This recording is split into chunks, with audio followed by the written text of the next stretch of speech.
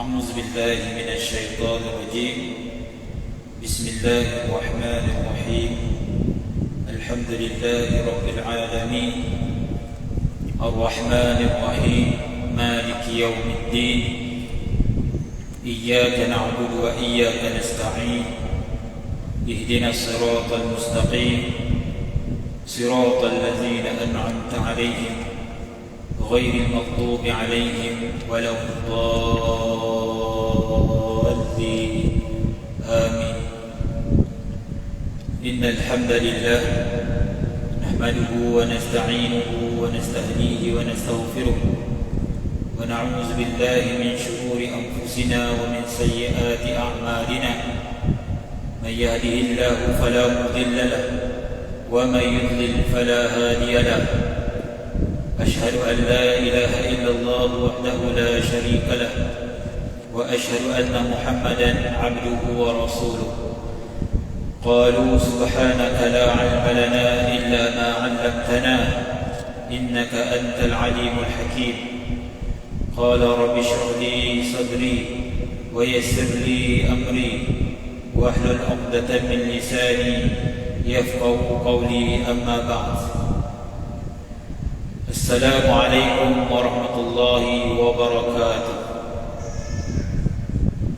Alhamdulillah, pertama sekali marilah sama-sama kita rafakkan kesyukuran kepada Allah Subhanahu wa taala kerana dengan limpah kurnia dan kasih sayangnya pada malam yang penuh barakah ini kita dapat berhimpun dalam Masjid Sayyidina Abu Bakar UTM, juga dalam live Pusat Islam UTM, untuk sama-sama kita mengimarahkan majlis ilmu yang juga disebut oleh baginda Nabi SAW Raudhatun min Riyadil Jannah, satu taman daripada taman-taman syurga. Nabi sebut, "Iza marartum bi Riyadil Jannah farta'u." Nabi sebut dengan para sahabat radhiyallahu anhu, apabila kamu melalui taman-taman syurga, hendaklah kamu singgah. Para sahabat bertanya, "Wa ma riyadul jannah?" Apa yang dimaksudkan dengan taman-taman syurga ya Rasulullah? Kita ni semua tak mati lagi, nak masuk syurga kena mati dulu. Tapi apa yang dimaksud oleh Nabi ini, kamu kena singgah taman-taman syurga? Lalu Nabi SAW sebut hilaqul zikr. Yang dimaksud dengan taman-taman syurga adalah majlis-majlis yang membawa kita kepada mengingati kebesaran Allah Subhanahu wa taala, iaitu majlis-majlis zikir, majlis-majlis ilmu. Jadi kita ni, jadi tuan-tuan yang dirahmati Allah, sebelum kita lanjutkan kuliah kita pada malam ini, sama-samalah tuan-tuan kongsi-kongsikan majlis ilmu ni kepada rakan yang lain. Like Pusat Islam UTM, kemudian sharekan majlis ilmu ni yang kita adakan secara langsung ni kepada rakan-rakan yang lain, khususnya ahli keluarga.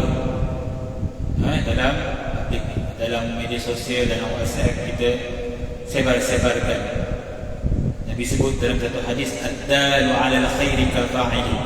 Orang yang menunjukkan ke arah kebaikan seperti orang yang melakukannya. Kalau ada satu orang mendapat hidayah daripada perkongsian yang kita tunjukkan, kebaikan yang kita tunjukkan, maka Nabi sebut ia lebih baik daripada seorang yang mempunyai unta merah. Unta merah ini adalah tunggangan kenderaan yang paling berharga pada zaman baginda Nabi SAW. InsyaAllah tuan-tuan puan-puan yang dirahmati Allah, malam ini kita lanjutkan kuliah tafsir Al-Quran kita. Kita telah membicarakan sampai ayat ke-47 daripada surah Al-Baqarah. 47 daripada surah Al-Baqarah.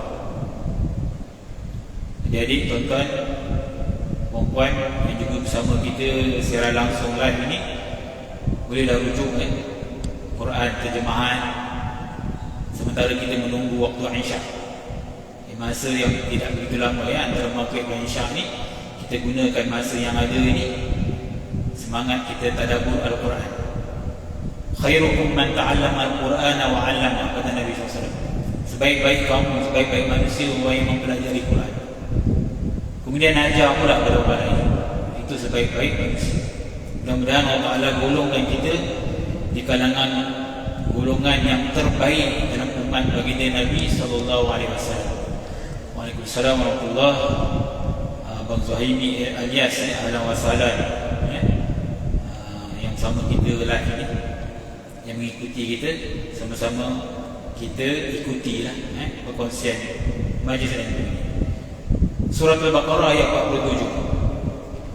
47. Kita telah sampai kepada konteks ayat Allah Subhanahu wa taala telah menyeru Bani Israel sekali lagi. Setelah Allah Ta'ala menyeru pada ayat 40, Allah Ta'ala menyeru lagi pada ayat yang ke-47. Ba'da a'udzu billahi minasyaitonir rajim. Ya Bani Israel azkuru ni'mati allati an'amtu 'alaikum wa anni faddaltukum 'alal 'alamin.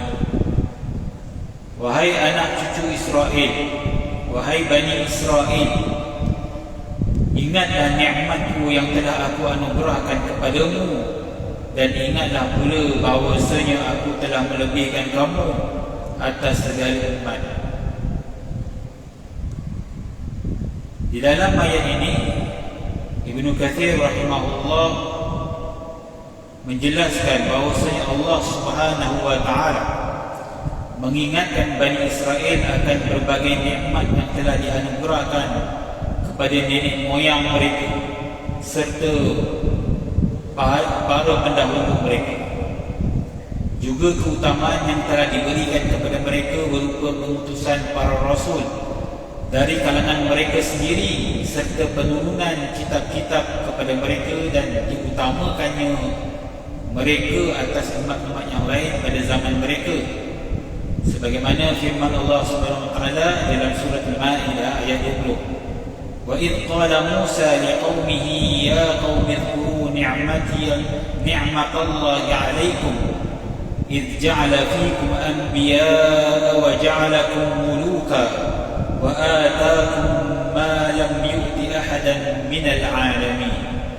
Dan ingatlah ketika Musa berkata kepada kaumnya, wahai kaumku, ingatlah nikmat Allah yang telah diberikan kepadamu ketika dia mengangkat nabi-nabi di antara kamu dan dijadikannya kamu orang-orang yang merdeka, serta dia berikan kepada kamu apa yang belum pernah dia berikan kepada seorang pun di antara umat-umat yang lain. Tuan-tuan, puan yang dirahmati Allah sekalian, dalam ayat ini kita dah bicarakan tentang seruan Allah Ta'ala kepada Bani Israel. Apa yang dimaksudkan Bani Israel? Bani adalah anak cucu. Israel adalah gelaran yang diberikan kepada Nabi Ya'qub alaihissalam. Daripada generasi Nabi Ya'qub alaihissalam lahirlah, bermulalah anak cucu Israel yang mempunyai 12 suku. Yang mempunyai 12 suku. Kerana Nabi Ya'qub alaihissalam mempunyai 12 orang putera. 12 orang putera. Salah seorangnya adalah Nabi Yusuf alaihissalam yang juga merupakan Nabi dan Rasul yang dilantik oleh Allah Subhanahu wa taala. 4 generasi keluarga mereka yang dilantik menjadi Nabi dan Rasul, iaitu Nabi Allah Ibrahim mempunyai 2 orang anak, iaitu Nabi Ishaq dan Nabi Ismail. Nabi Ismail itulah selepas Nabi Ismail itu lahirlah susu jalur keturunan Arab sehinggalah Nabi Muhammad SAW. Kemudian Nabi Ishaq. Nabi Ishaq anaknya adalah Nabi Ya'qub alaihissalam. Ini disebut sebagai Israel. Jadi Israel ini, negara haram Israel itu diambil gelaran Israel sebenarnya pada nama Nabi Yaqub AS. Gelaran Israel maksudnya hamba Tuhan, hamba Tuhan yang soleh, hamba Allah yang soleh. Terjemahan dalam bahasa Arab Abdullah, ya, bahasa Ibrani, ya. Nabi Yaqub anak adalah Nabi Yusuf AS. Jadi 4 generasi para Nabi dan Rasul ini juga berkat doa Nabi Ibrahim AS supaya dijadikan keturunannya adalah para pemimpin. Allah makbulkan doa Nabi Ibrahim AS. Itu Allah sebut, kami jadikan antara zuriat Nabi Ibrahim itu para a'immah, pemimpin. Pemimpin itu maksudnya para Nabi dan Rasul yang banyak di kalangan anak-anak Nabi, keturunan Nabi Allah Ibrahim AS. Sebab itu disebut sebagai abah Rasul.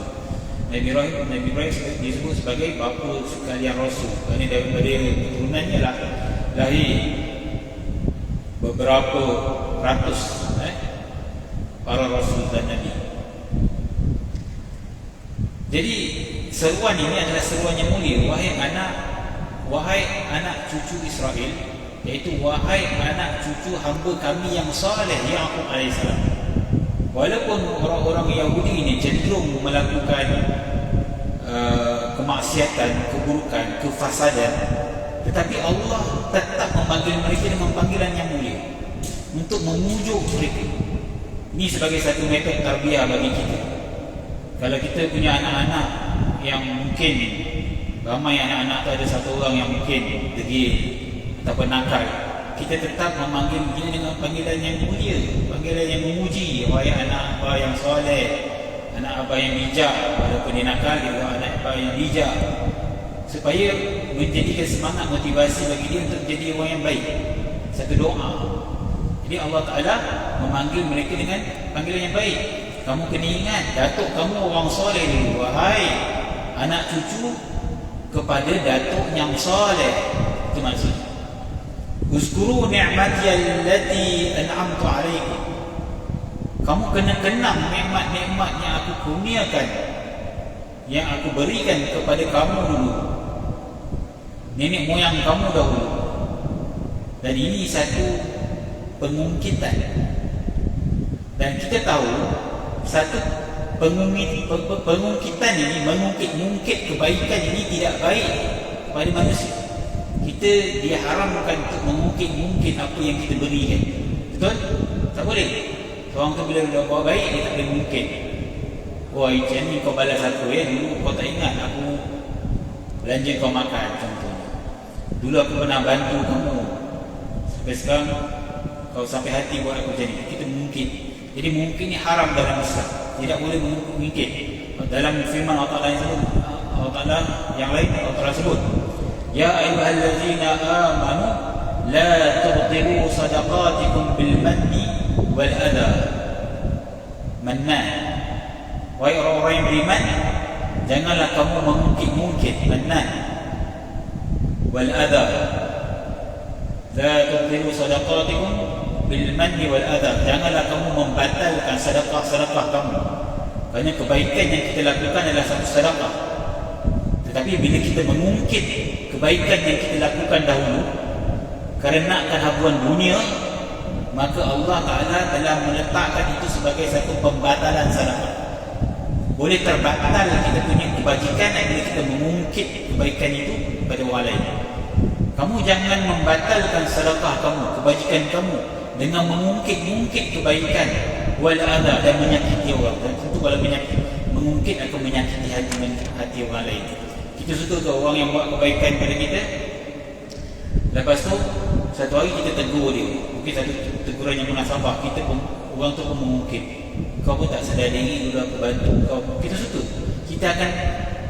hati kita akan sakit. Sebab itu Allah kata kamu jangan batalkan sedekah kamu dengan mengungkit dan menyakiti hati saudara kamu. Kerana dua perkara itu boleh membatalkan kebaikan kita, boleh terpadam pahala kita. Yang ini bahaya. Pada manusia dia haram, tapi pada Allah Azza wa Jalla dia layak. Allah Ta'ala berhak mengungkit. Kerana apa? Kerana apa Allah Ta'ala berhak mengungkit? Kerana semua modal yang kita gunakan adalah bukan daripada kita, ia semua daripada Allah. Sebab itu kita tak boleh berhak mengungkit. Kalau kita tolong orang pun, yang kita tolong tu adalah modal dia daripada Allah. Kalau kita punya duit, punya wang itu datang daripada rezeki yang Allah Ta'ala berikan. Sebab itu kita tidak berhak mengungkit kerana itu bukan modal kita. Tapi Allah Ta'ala dia berhak mengungkit kerana semuanya datang daripada Allah. Kita sebut inna lillahi wa inna ilaihi raji'un. Kita ni datang daripada Allah dan kepada Allah lah kita akan kembali. Jadi dalam ayat ini Allah Ta'ala mengungkit. Harus bagi Allah mengungkit. Allah Ta'ala berhak mengungkit. Tapi kita jangan gunakan dalil ni. Tengok Allah mengungkit, takkan aku tak boleh mungkit. Aku guna ayat Quran yang mengungkit, Allah mengungkit, tak boleh. Ada benda yang kita tak sama. Allah ni Al-Mutakabbir. Allah boleh bersifat sombong, kita tak boleh sifat sombong. Nabi kata takkan masuk syurga orang yang ada sifat sombong walaupun sebesar zarah. Tapi Allah Al-Mutakabbir, Allah Ta'ala boleh sombong.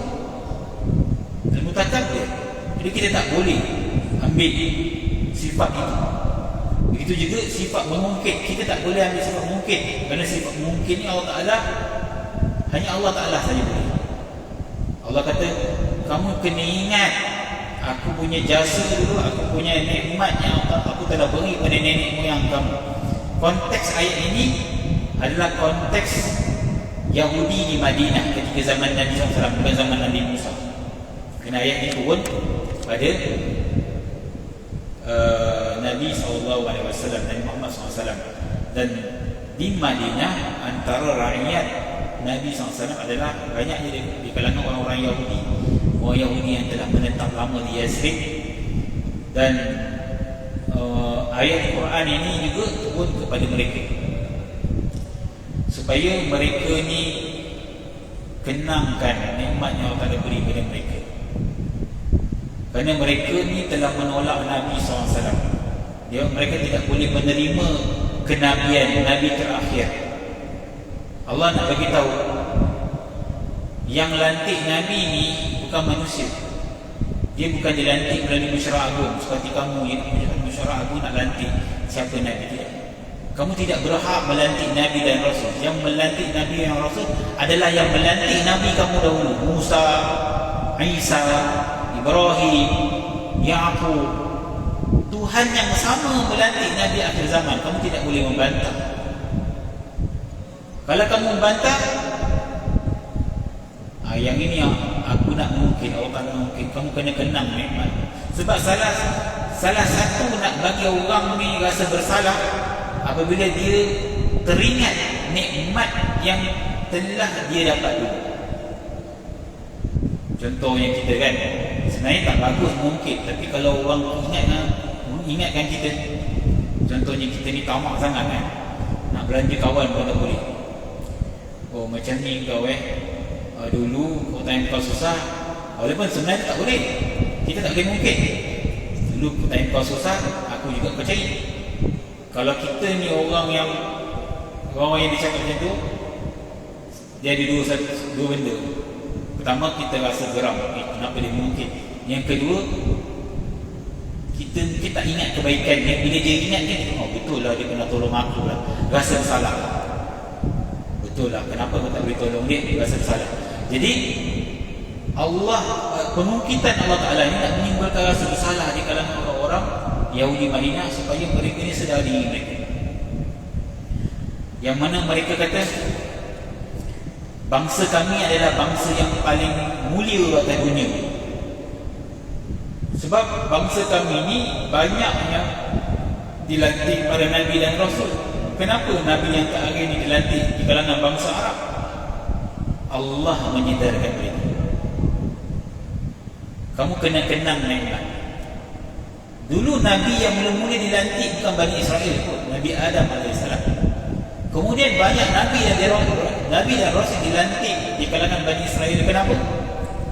Anni faddaltukum 'alal 'alamin. Aku yang lebihkan kamu, bukan kerana bangsa kamu mulia.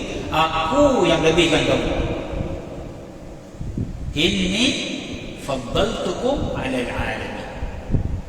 Fadilat ni bukan kamu sendiri ada, tapi aku yang beri fadilat. Aku yang berikan kedudukan istimewa kepada bangsa kamu. Sebenarnya tafsiran faddaltukum 'alal 'alamin ni luas. luas, sangat-sangat luas.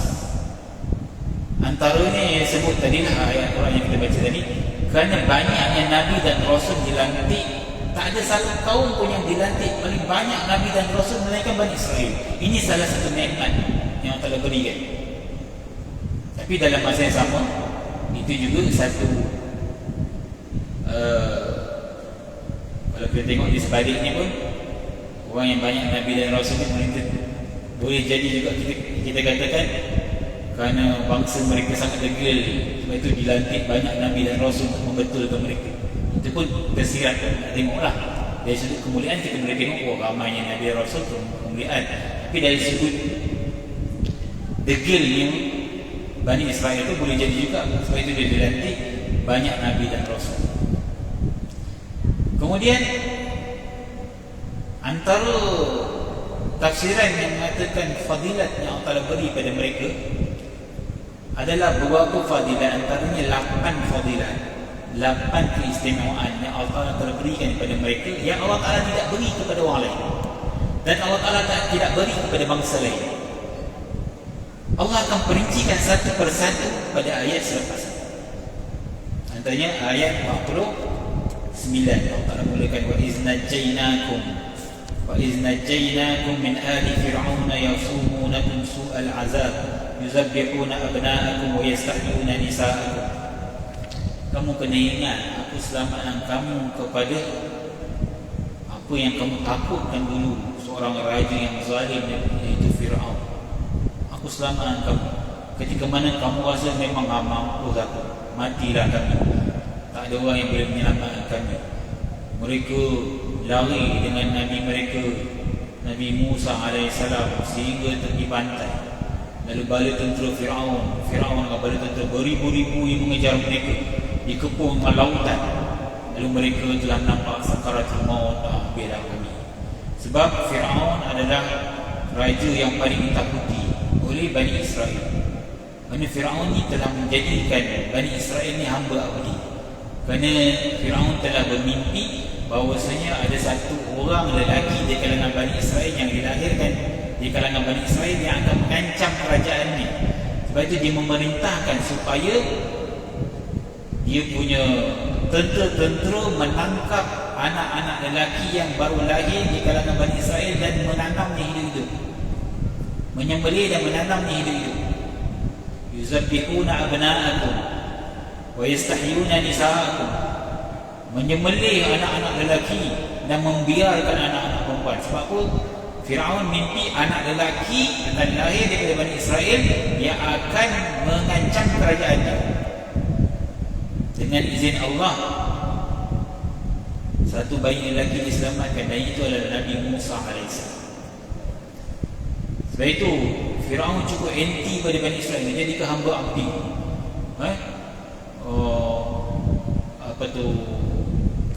Dijadikan hamba abdi Bani Israel, disiksa, diberikan kerja-kerja yang sangat berat, disiksa, Jadi bertahun-tahun Bani Israel itu bawah cengkaman Fir'aun, sampai mereka ni telah sampai dalam keyakinan mereka merasakan bahawa si Fir'aun ni adalah segala-galanya, adalah Tuhan. Sebab itu Fir'aun berani mengaku, ana rabbukum al-a'la, aku adalah Tuhan yang maha tinggi.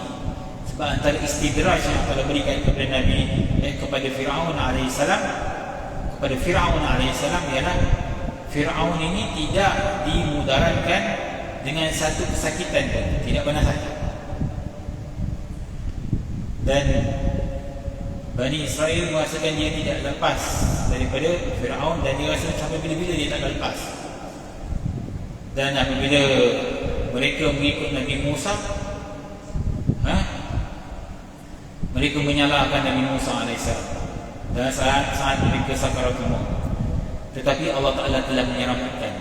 Ketika kamu merasakan kamu tidak boleh diselamatkan daripada cengkaman Fir'aun, wa iznajjainakum, kami selamatkan kamu. Sebab itu kita kata najjini, ya Allah selamatkan aku. Najat adalah keselamatan. Kita sebut munajat, minta keselamatan Allah. Najjainakum, kami yang menyelamatkan kamu. Kamu ingat tak kalau kami tak selamatkan datuk nenek moyang kamu, kamu pun tak wujud di Madinah sekarang. Semua mati. Tapi kami selamatkan saki-baki Bani Israel ni sampai sekarang kamu ada. Kalau tak, dulu nenek moyang kamu tenggelam dalam laut mati, dalam laut merah tu. Allah menyelamatkan dengan Allah Ta'ala meminta Nabi Musa berusaha untuk mencampakkan tongkatnya, dan Nabi Musa mencampakkan tongkatnya, lalu terbelahlah laut merah itu sehingga ada laluan lorong yang sangat jauh dan mereka boleh melalui lorong itu dengan selamat sehingga penghujungnya ketika Firaun mengejar sehingga ke dasar laut, lalu laut itu pun bercantum dan Firaun dan para pengikutnya mati lepas. Itu satu keajaiban yang sangat-sangat takjub, yang di luar logik akal manusia. Bagaimana laut yang begitu dalam terbelah depan mata, kita rasa benda ni sangat menakjubkan. Kita dengar cerita ni pun macam cerita ni, tapi cerita ni sebut dalam Quran. Kita harus meyakini, mesti meyakini. Dan nikmat ini tidak pernah dapat pada zaman Nabi Muhammad SAW. Dan banyak nikmat-nikmat lain, antaranya sebut 8 nikmat. Antaranya Allah Ta'ala telah menghidupkan sebahagian daripada pengikut Nabi Musa AS setelah mereka ditimpa musibah kematian, dan Allah Ta'ala hidupkan mereka. Mana ada satu orang pun umat Nabi Muhammad SAW, walaupun sahabat Nabi SAW, yang telah dimatikan kemudian dihidupkan. Tidak ada. Allah tak beri pada kaum lain, walaupun umat akhir zaman. Dan Allah Ta'ala telah berikan pada mereka ma'idatun minas sama, makanan yang turun daripada langit. Selama 40 tahun yatihuna fil ardh, mereka sesat. Walaupun mereka disesatkan, tetapi Allah Ta'ala memberikan makanan daripada langit. Tidak ada satu orang pada umat Nabi Muhammad SAW mendapat nikmat-nikmat ini. Allah tidak berikan. Sebab itu Allah kata, inni faddaltukum 'alal 'alamin. Aku yang lebih dengan kamu nikmat yang kaum lain pun tak dapat. Sebab itu kalau kita ada nikmat, jadi tuan-tuan yang dirahmati Allah, apa yang harus kita sebut? Bukan kita berlagak, bukan kita memuji diri kita balik, kan? Segelintir daripada kita, bahkan banyak daripada kita bila orang memuji kita, cantiklah motor kau ni, kau tengoklah siapa yang jaga, kau tengoklah siapa orang dia, siapa tuan dia. Itu biasalah, walaupun kadang-kadang gurau, tapi sebenarnya membentuk jiwa kita. Comel lah, ni anak siapa ni, kau tengoklah siapa mak dia, kau tengoklah siapa bapa dia, dia lah bapa dia. Dia suruh puji dia. Kita tak balik kepada Tuhan. Sebenarnya Allah Ta'ala telah ajarkan kepada umat ini dengan lisan-lisan para Nabi. Ketika mana Allah Ta'ala telah kurniakan kekayaan yang sangat hebat kepada Nabi Allah Sulaiman AS. Apa Nabi Sulaiman sebut? Haza min fadli Rabbi. Itu yang kita gantung di pintu-pintu rumah kita tu, ramai yang buat hiasanan. Kadang-kadang kita ni beli hiasan-hiasan khat-khat yang cantik tu, kadang-kadang tak faham ni. Kita lebih mementingkan kepada funun atau seni daripada tulisan, tanpa kita menghayati pada maksud ayat Quran. Ini makruh kan? Kita tidak boleh menjadikan ayat Quran ini hanya pada hiasan sahaja. Bukan Islam ni anti kepada kesenian. Kesenian memang Islam pun tidak menghalangnya, tetapi janganlah sampai kita ambil ayat-ayat Quran, kita hanya meletakkan sebagai satu tanda seni tanpa kita menghayati. Tiga kul ditulis-tulis dengan khat-khat yang kita susah fahami, dan kita sampai bila-bila orang tanya kita, anak tanya kita, ayah ini ayat apa ni? Kita tak tahu pada ayat, tahu ayat ni bani, kita tak tahu. Ada ayat kursi tak tahu, kan? Kita duduk dekat masjid ni kan, saya tanya, khat-khat dekat kiri dan kanan ni apa dia tulis? Tanya, kadang-kadang kita tu tak faham apa ayat ni. Saya pernah tanya orang yang selalu di masjid ni, tanya, apa hari datang ke masjid, apa maksud khat? Kalau kita boleh baca, alhamdulillah. Kalau tak boleh baca, apalah guna seni kalau kita tidak boleh menghayati. Seni bukannya Islam anti seni, tapi kita kena faham. Jadi hadza min fadli rabbi adalah supaya kita jangan angkuh lah.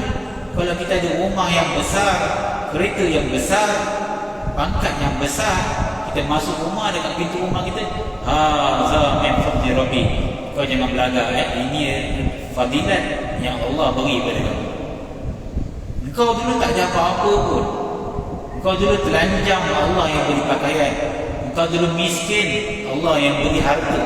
Engkau dulu tak tahu apa-apa, tak ada ilmu langsung, Allah yang mengajarkan kamu cakap ayah, ibu, cakap perkataan-perkataan yang mulia. Dulu kau tak pandai baca Quran, kau boleh baca Quran. Siapa yang beri ilmu itu? Hazal min fadli rabbi, Tuhan yang beri. Supaya kita tidak jadi golongan yang bongkak, takabur. Seperti mana Allah Ta'ala beri contoh Bani Israel, yang mana mereka takaburlah menjadikan mereka ini ditimpa oleh azab Allah Ta'ala. Waba'u bighadabin ala ghadab, mereka telah ditimpa kemurkaan demi kemurkaan. Satu azab, belum habis satu azab, ditimpa lagi satu azab lagi. Kerana apa? Kesombongan yang berlapis-lapis ada pada generasi mereka. Lepas datuk nenek moyang mereka sombong, lahir keturunan mereka lahir orang-orang yang sombong, sehinggalah akhir zaman. Kalau kita mengikut jejak langkah orang-orang Yahudi, kita akan ditimpa nasib yang sama. Allah Ta'ala nak beritahu satu kaum yang sangat bongkak, takabur ini, kalau kamu tidak belajari daripada sejarah mereka, kamu akan jadi tak sedar diri. Ini faddaltukum 'alal 'alamin. Kalau kita ada keparas, kalau kita ada ilmu, jangan kita lupa bersyukur pada Allah. La in syakartum la azidannakum. Kalau kita bersyukur, kita tak akan rugi. Allah akan tambah nikmat itu. Aku akan tambah. Kena pandai cakap alhamdulillah. Kena pandai menghargai orang, menghargai pensyarah yang menumpahkan ilmu kepada kita. Rakan-rakan kita yang berkongsi ilmu kepada kita, menjadi orang yang hamba, rendah diri. Kalau kita jadi orang yang rendah diri, yang pada bersyukur nikmat Allah, la azidannakum, aku akan tambah. Tapi kalau wala in kafartum inna azabi lasyadid, kalau kamu kufur terhadap nikmat Allah, tak ada cakap banyak, azab aku sangat pedih. Jadi banyak. Jadi ayat ini juga memberi pengajaran kepada kita sebagai umat Nabi Muhammad SAW. Walaupun ayat ini membicarakan tentang, menyentuh tentang konteks orang Yahudi di Madinah, tapi dalam satu kaedah tafsir disebut al-ibratu bi'umumil lafzi la bi'khususi sabab. Pengajaran perlu diambil pada keumuman lafaz itu. Jangan kita tengok pada sebab ayat ini, oh ini orang Yahudi, bukan aku ni. Tak, kita kena ambil pengajaran dari kita. Kita kena baca dalam konteks kita sebenarnya. Sebab Allah Ta'ala tidak menjadikan satu kisah, melainkan dia nak bagi kita terasa. Tak ada Allah Ta'ala masukkan kisah-kisah orang dulu ni sebagai satu kisah saja. Tidak, dia adalah sebagai satu ibrah, pengajaran. Kamu jangan jadi macam puak-puak ni. Wattaqu yawman la tajzi nafsun an nafsin syai'a, ayat 48. Wattaqu yawman la tajzi nafsun an nafsin syai'a wa la yuqbalu minha syafa'atun wa la yu'khadhu minha 'adlun wa la hum yunsarun. Dan jagalah dirimu dari azab, dari azab hari kiamat, yang pada hari itu seseorang tidak dapat membela orang lain walaupun sedikit pun, dan begitu pula tidak diterima syafaat dan tebusan daripadanya, dan tidaklah mereka akan ditolong. Ini Allah Ta'ala gambarkan keadaan pada hari kiamat. Kita semua miskin, kita semuanya akan jadi miskin, mengharapkan rahmat. Di dunia pun mengharapkan rahmat Allah, tapi hari kiamat satu orang pun tidak punya harta, satu orang pun tidak ada punya kedudukan, melainkan pertolongan yang Allah Ta'ala beri kepada mereka. Di dunia Allah Ta'ala masih lagi membincangkan kita kuasa, meminjamkan kita harta, meminjamkan kita pangkat, pengaruh, sehingga kita boleh memilih dengan nikmat kita itu nak buat kebaikan ataupun keburukan. Wa alhamaha fujuraha wa taqwaha. Kami beri ilham pada seorang itu dengan nikmat kita kami berikan, mereka nak pilih jalan takwa ke nak pilih jalan fujur, jalan kebinasaan. Kami beri pilihan pada mereka, kuasa di tangan mereka. Tapi kena ingat, apa yang mereka pilih, mereka akan tahu balasannya di akhirat. Di hari akhirat, kita tidak punya pilihan.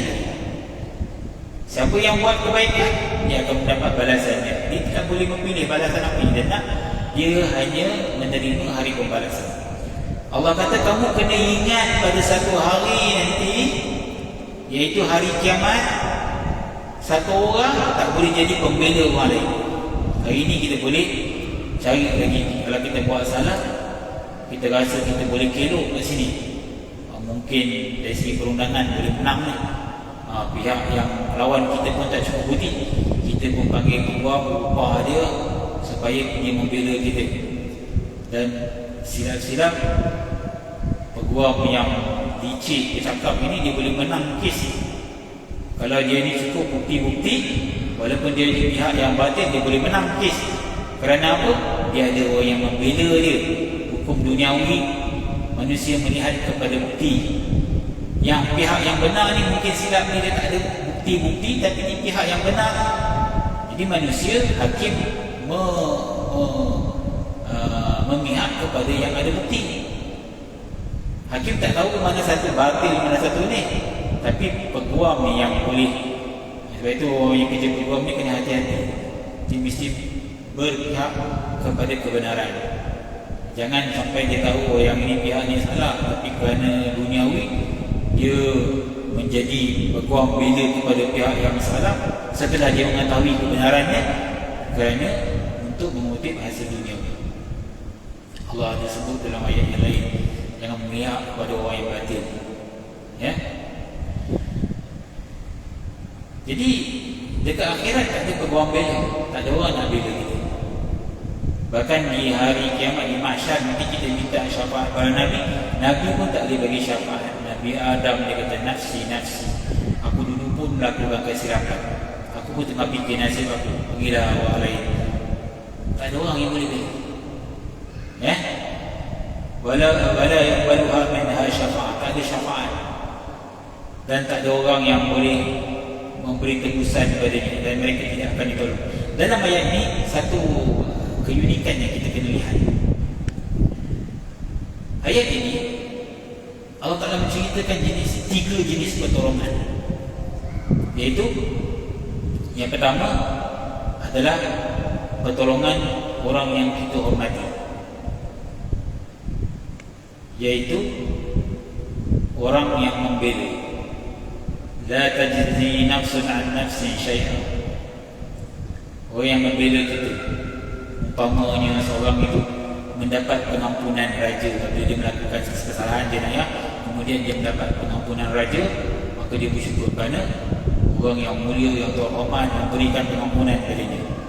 Ataupun ada satu peguam yang membela dia sehingga dia menang kes. Itu jenis pertolongan yang pertama. Sebab dalam dunia ni kita memerlukan tiga jenis pertolongan. Pertama, orang yang mulia, orang yang dihormati. Yang kedua, orang yang sama taraf dengan kita. Contohnya seorang itu bila dia melakukan kesilapan, ingin dimasukkan ke dalam penjara, tapi boleh dibebaskan dengan ikat jamin. Saudara dia datang ikat jamin, rakan dia datang ikat jamin, maka dia bebas daripada hukuman penjara contohnya, dengan ikat jamin. So ini bentuk pertolongan orang yang sama taraf. Kita sebagai adil. Adilnya adil, orang yang sama taraf dengan kita ni. Kita memerlukan orang macam ni. Kalau kita ada kawan-kawan, dia akhirnya boleh tolong kita, kan? Yang ketiga, kita memerlukan pertolongan orang yang kuat dari sudut fizikal. Allah Ta'ala sebut wala hum yunsar, dan mereka tidak akan ditolong. Contohnya, satu orang yang mengalami kemalangan jalan raya. Bila dia kemalangan, tiba-tiba orang yang dia insiden dengan orang tu, tiba-tiba datang nak pukul dia contohnya, kerana kesilapan dia yang tidak disengajakan. Tiba-tiba dia pun kontak abang dia, abang pun datang sikitnya sada ibadat lah. Kali lari orang yang nak pukul dia. Jadi kita perlukan orang yang macam ni kadang-kadang, kan? Orang yang kuat, tubuh badan dia, manusia memang memerlukan orang itu, orang yang dihormati. Yang kedua adalah orang yang sangat ramah kita, yang boleh tolong kita. Yang ketiga adalah orang yang kuat fizikal dia. 3 jenis pertolongan ni yang kita perlukan di dunia. Allah nak bagi tahu 3 jenis pertolongan yang kita perlukan kat dunia ni, akhirat jangan harap lagi.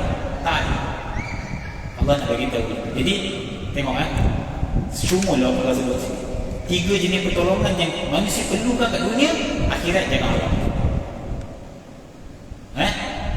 Sebab itu kamu jangan sombong. Wala tamshi fil ardi marah. Kamu jangan jalan atas bumi ini dengan sombong. Kamu hidup ini ada Tuhan. Daripada bersyukur, kena ikut peraturan Tuhan, kena taat kepada Tuhan. Kerana 3 jenis pertolongan yang mungkin kamu dapat kat dunia dulu, kan? Mungkin kamu boleh dapat kerana kamu ada duit. Ke akhirat kamu tidak boleh menebus 3 jenis pertolongan. Itulah yang Allah nak gambarkan. Bahkan tubuh badan kita pun tidak akan membela kita. Al-yawma nakhtimu ala afwahihim wa tukallimuna aydihim wa tashhadu arjuluhum bima kanu yaksibun. Kat dunia ni apa yang kita nak arahkan tangan kita? Nak lempang orang, kaki kita nak tendang orang, tangan kita nak ambil hak orang. Kita perintahkan dia, akal kita berfikir, dia ikut je kita. Akhirat dia tak mau ikut cakap kita. Dia kata apa? Hari ini kami kunci mulut orang yang berdosa itu. Nakhtimu ala afwahihim wa tukallimuna aydihim. Tangan mereka bercakap. Wa tashhadu arjuluhum bima kanu yaksibun. Surah Yasin. Dan kaki mereka akan menyaksikan, akan bercakap apa yang mereka kerjakan dulu, apa Tuhan dia buat dekat dunia. Semua tidak akan membela dia, dia akan bercakap, aku ni mencuri, aku ni ambil hak orang lain, aku ni aniaya orang, aku ni mengambil riba, kaki aku ni melangkahkan ke tempat yang tidak diredai oleh Tuhan, tempat maksiat. Bahkan anggota badan kita pun tidak membela kita. Bukan kita nak kata orang lain tolong, anggota badan kita pun tidak boleh beri pertolongan kepada kita. Allah nak ingatkan benda ni. Kamu jangan buat hal dalam kehidupan kamu, kamu masuk je zon kematian, habis. Tak ada siapa yang boleh tolong kamu melainkan amalan kamu. Sebab itu beringat masih hidup kat dunia. Gunakan nikmat yang Allah Ta'ala berikan dengan sebaik-baiknya. Mudah-mudahan kita menjadi orang yang sami'na wa ata'na. Kami dengar pesanan Allah, pesanan Rasul, dan kami taat. Hadirin hadirat, sekadar itu saja konsen kita pada malam ini. Kita dapat kongsikan pada ayat ini malam ini, ayat 47 dan 48. InsyaAllah kita akan kongsikan ayat-ayat seterusnya pada siri-siri kuliah yang akan datang. Sekadar itu saja. Mudah-mudahan Allah Ta'ala berkat pertemuan kita pada malam ini. A'udzubillahi minasyaitonirrajim. Bismillahirrahmanirrahim. Alhamdulillahi rabbil alamin, wassalatu wassalamu ala asyrafil anbiya'i wal mursalin wa ala alihi wa sahbihi ajmain. اللهم إنا نسألك علما نافعا ورزقا طيبا وعملا متقبلا. اللهم أرنا الحق حقا وارزقنا اتباعه وأرنا الباطل باطلا وارزقنا اجتنابه. ربنا آتنا في الدنيا حسنة وفي الآخرة حسنة وقنا عذاب النار. صلى الله على سيدنا محمد وعلى آله وصحبه وسلم والحمد لله رب العالمين. أقول قولي هذا وأستغفر الله لي ولكم وبالله التوفيق والهداية. والسلام عليكم ورحمة الله وبركاته.